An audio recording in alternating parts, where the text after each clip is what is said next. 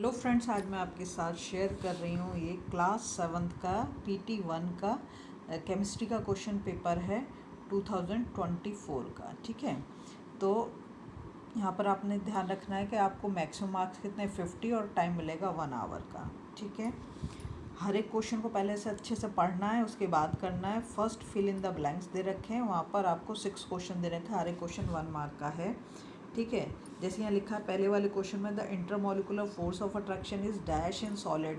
तो सॉलिड के अंदर सबसे ज़्यादा पाया जाता है। ठीक है, तो मैक्सिमम होता है, intermolecular force of attraction is maximum in solid. ठीक है, सेकंड में पूछा है heating of sugar is an example of dash change. तो कैसा चेंज है, वो एक केमिकल चेंज है ना। फिर पूछा है थर्ड वाले क्वेश्चन में, particles in gas possesses dash kinetic energy. तो गैस के अंदर जो होती है मैक्सिमम काइनेटिक एनर्जी मिलेगी आपको। ठीक है, फिर यहाँ पर जैसे दे रखा है ammonium chloride a sublimable solid undergoes dash on heating. तो डिसोसिएशन हो जाता है उसका। ठीक है, फिर है matter made up of one kind of particle is said to be pure. Sublimation involve है डैश चेंज। तो कैसा चेंज है, फिजिकल चेंज है कि उसे रिवर्स किया जा सकता है इसलिए। ठीक है, फिर देखो क्वेश्चन नंबर 2 में यहाँ पे दे रखा है डिफाइन द फॉलोइंग। तो एक तो आपको फोटोसिंथेसिस को डिफाइन करना, मेल्टिंग पॉइंट को, सब्लिमेशन को और लिक्विफिकेशन को। ठीक है, ये आपका 4 मार्क के क्वेश्चंस है, मतलब 1 मार्क के 4 आपको डिफाइन करने हैं। फिर आ जाता है क्वेश्चन नंबर 3, यहाँ दे रखा है गिव डिफरेंस बिटवीन रिवर्सिबल और irreversible change, periodic change and non periodic change.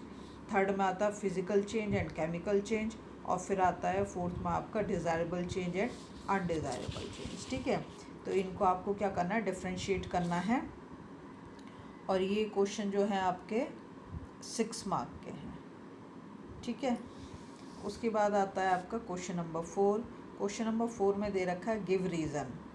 क्या दे रखा है, gases have no definite volume and no definite shape. ठीक है, बी में दे रखा है burning of coal is a chemical change. किसी भी चीज़ की बर्निंग जो केमिकल चेंज में ही जाएगी। Liquid have a definite volume but no definite shape. फिर आ जाता है आपका डी वाला, heating a mixture of iron and sulphur is considered a chemical change. ठीक है, अब आता है क्वेश्चन नंबर 5, यहाँ पे दे रखा है क्लासीफाई फिजिकल चेंज और chemical change. Heating of iodine, fermentation.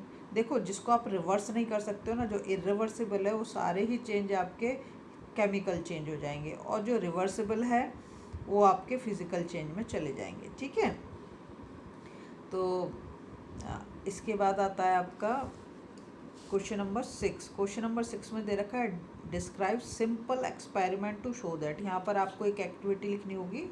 इसमें दे रखा है पहले वाला, particles are closely packed in solid and least in gases. ठीक है, फिर नेक्स्ट दे रखा particles of matter have intermolecular attraction. ठीक, उसके बाद आता है क्वेश्चन नंबर 7। क्वेश्चन नंबर 7 में दे रखा है explain why melting of wax is consider a physical change while burning of candle is a chemical change. देखो जो मेल्ट हो रहा है तो वापस से सॉलिड बन जा रहा है, फिर उसको मेल्ट किया जा सकता है। और ये जो कैंडल का बर्निंग का दिखा रखा, तो उसमें क्या होगा, तुम्हारी जो विक है वो भी तो जल रही है, तो कार्बन डाइऑक्साइड भी निकल रही है ना। धीरे धीरे वो कम भी होती जा रही है और उसको हम वापस नहीं कर सकते, इसलिए।